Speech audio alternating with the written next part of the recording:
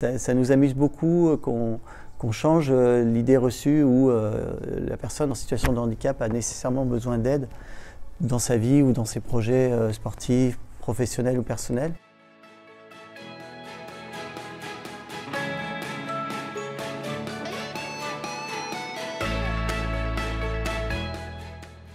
Avec un groupe d'amis, on a monté un projet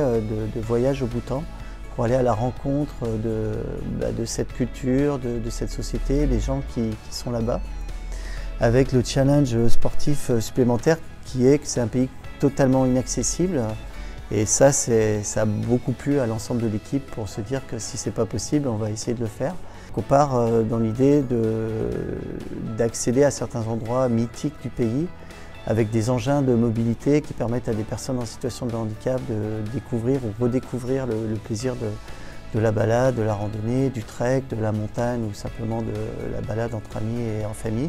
avec une nouvelle dimension qui s'est rajoutée par rapport au projet initial et avec les rencontres qu'on a faites depuis plusieurs années autour de notre projet, qui est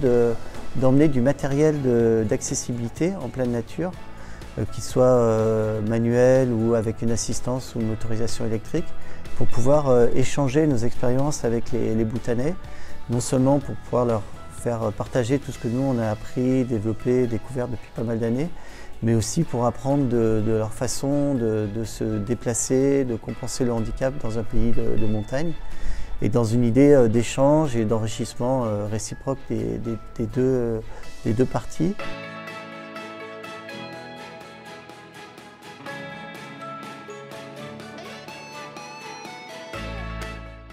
On va consacrer beaucoup de temps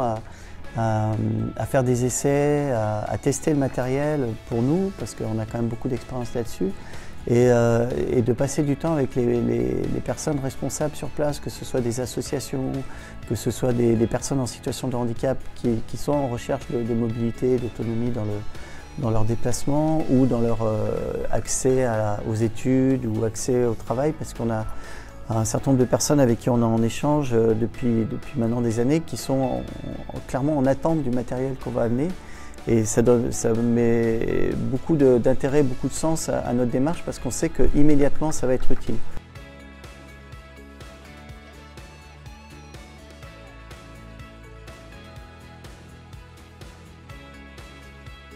Alors, il y a quelque chose qui nous plaît beaucoup dans ce type de projet avec l'ensemble de l'équipe, que ce soit des personnes en situation de handicap ou pas, ou des handicaps qui soient visibles ou sensoriels ou physiques, parce qu'on a dans toute l'équipe pas mal de différences, on va dire. On est dans une dimension où on inverse certains paradigmes, où ce sont les personnes en situation de handicap qui vont être en capacité d'aider, de transmettre, de partager des compétences, des expériences auprès de personnes qu'elles soient handicapées ou pas.